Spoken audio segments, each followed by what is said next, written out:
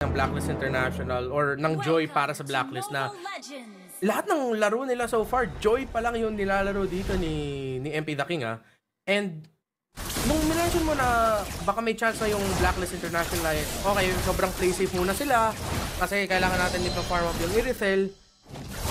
Naalala ko, ay wait, sandali, may Joy sila. So if ever, yung Joy, siya na yung bahala na maging agresibo sa siya yung parang pangtawid sa timers ng Irithel. True. Siya yung pangtawid sa mid-game control.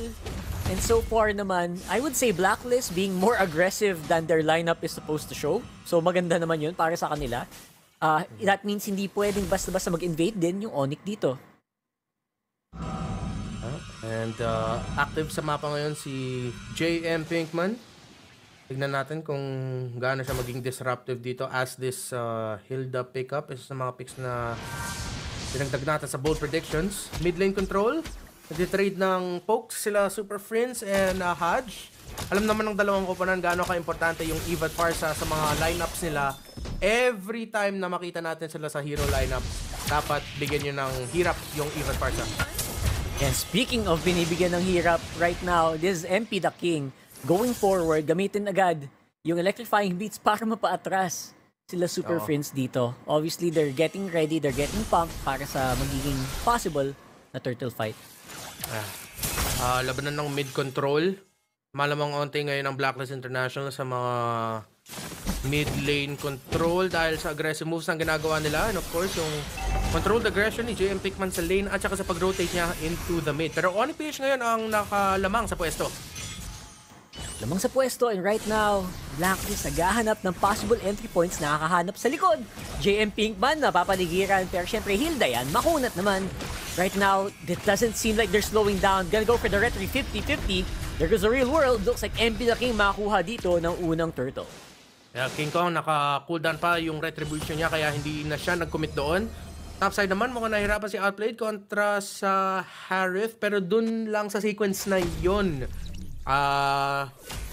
Medyo even naman, tabla yung XP, pero mag-i-invade si King Kong at naagawan ng purple buff si MP. So dun dapat mag-ingat yung Blacklist International kasi hindi nakuha ng Onyx yung turtle. Alam nila may retribution pa si King Kong, nag-invade na lang si King. Ayun, worth it. At least nagamit pa rin na maayos yung retribution at the end of the day. That's a big buff na mawala para sa isang Joy, and alam yata ni King Kong yun. Kaya talagang nag-dedicate siya ng time para makuha.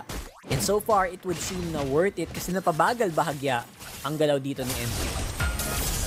Tignan natin kung makahanap siya ng pick-off dun sa bot. Pero hindi. Diyan pa yung damage reduction ng turrets para sa CC at saka nag-vengeance na rin siya. Risky pa kung habulin ni MP yung kill na yon. So, dahil sa pag-invade ni King Kong dun sa purple buff, medyo nagdahan-dahan yung tempo ng laban.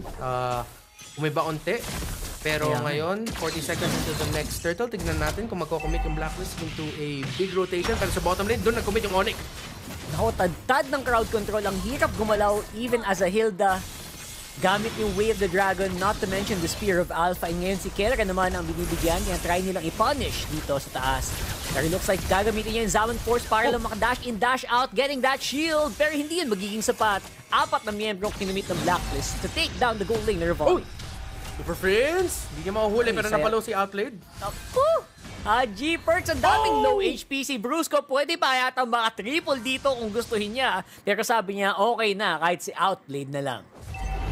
Big trade win yun para sa Onyx. Pre, akala natin safe na dun sila Outplayed at saka si Perks. Pero yung pagtama ni Super Friends nung isang feathered airstrike, naging signal yun para kay Brusco na hanapin si Outplayed sa ilalim ng Tori. Pero si Kirk mapapunish sa bot lane. Pero yung Turtle, Rockard mga mapupunta sa Onyx.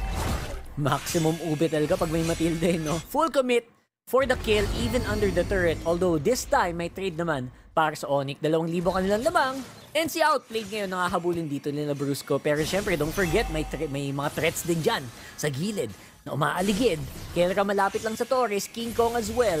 So I don't think they're gonna go for the fight, at least for now. Gonna go for the clear. Blacklist, at least they're trying to catch up dito sa Onyx. Okay. Kirk, mukhang nahirapan pa rin kay JM Pinkman. Sakit ang damage ng Hilda. MP? And with the kick, kita mo naman, si Brusco, perfect na perfect ang timing ng pasok niya. Nahuli si MP The King. And dahil doon, kakalma muna ang mapa dito ng Onyx Philippines. Parang opening na nga yata to para sa kanila na maka-invade. Pre, malal LeBron James yung ginawa ni Brusco. Black ba Brusco? Hindi, pinasok ni MP, but Black ba Brusco? Ito na naman, pagpasok ni Brusco. Ayan na nga, sinasabi natin. Nakuha na naman advantage dito ang Onyx Philippines. Outplayed, trying to get that kill on King Kong, pero hindi yun magiging sapat. For the meantime, Perk Z lilipad ngayon.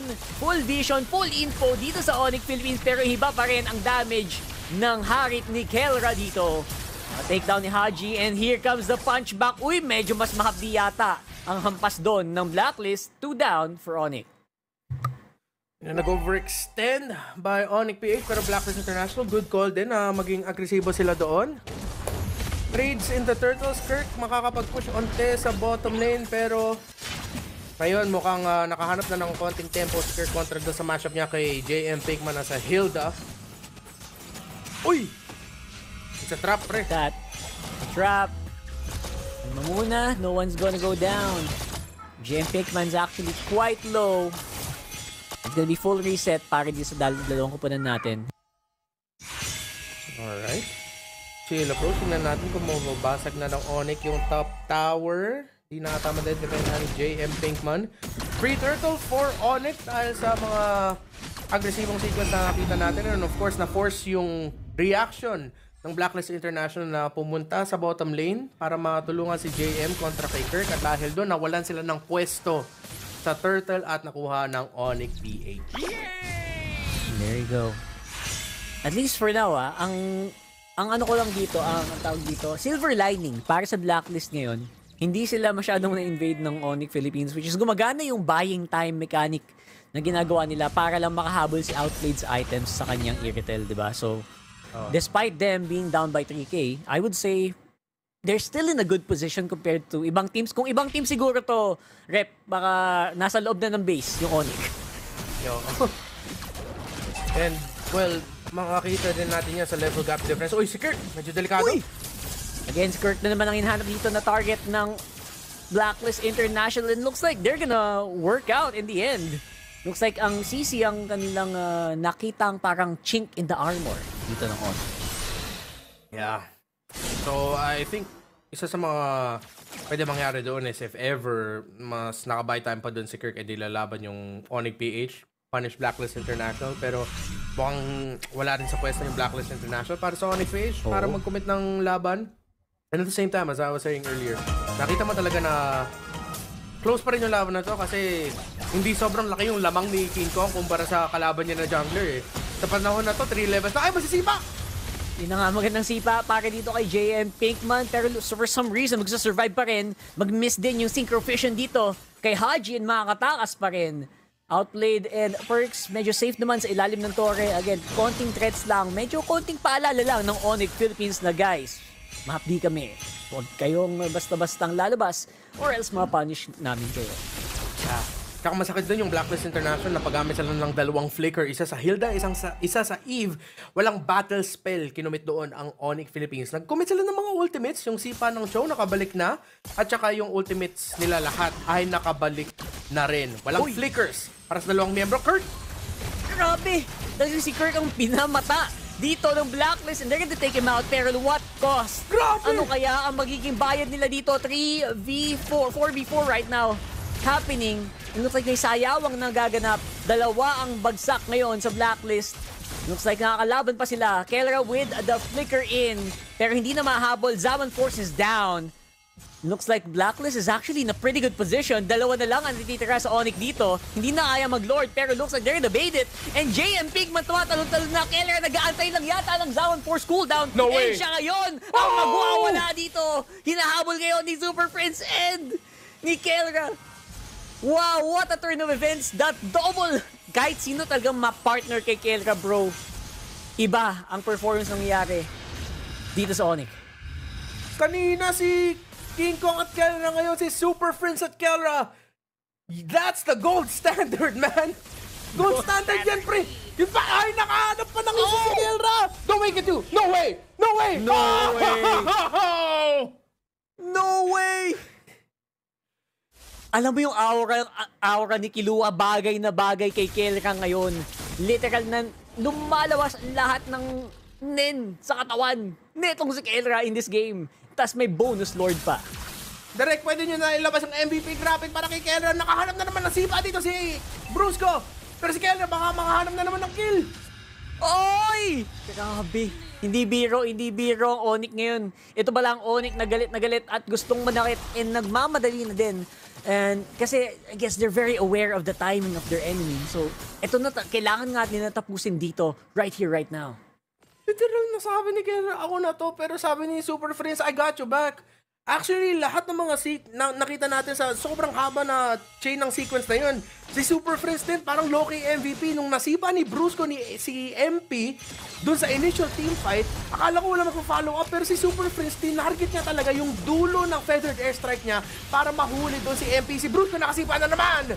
Oh my god, the sync between Brusco and Super Friends, iba talaga. And now with the Lord up on front, wala nang kinakatakutan pa. Itong si Kelra, alam niya may sasalo ng damage ng Torre, sasalo ng damage ni MP. And ngayon, nakalahati na nila yung base dito ng Blacklist International. Sasayaw ngayon sa harapan, and mas Spear of Alpha sa pagbubuha. MP the King goes down. MP the King, nahuli ni King Kong at ni Super Prince na naman. The low-key MVP, the Monster Mage, on point! Yung Farsa! Grabe. What a Farsa performance mula dito kay Super Prince. Si Kelra hindi na malapitan ng kahit sino pa. Gonna go straight for the base, pero wala nang minions na aatake dito. Waiting for the next wave. Bergziva goes down, flicker in from Kelra. What a Filipino savage maneuver mula dito sa Onyx Philippines, cleaning it out with a 2-0.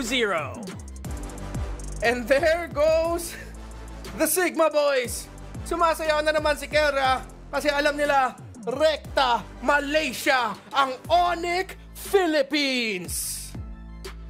Mukhang libreng book na naman ang Onyx Philippines, another one for the books. Man, oh man, this is our world champion. This is the MPL Philippines Season 14 champion, straight into your screens. Qualified to the challenge final. Pwede kayo gumawa ng mahabang-habang highlight reel na ginawa ni Kelra, Super Friends at ni Brusco doon sa mga huling sequences na yun.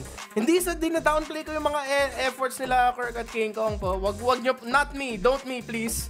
Pero kailangan mo talaga i-highlight si Friends, Brusco at si Kelra dun sa huling mga laban na yun. Yung initial team fight na nangyari bago nakuha ng Onyx yung Lord, yung pagsipa ni Brusco kay MP na si Kirk low siya.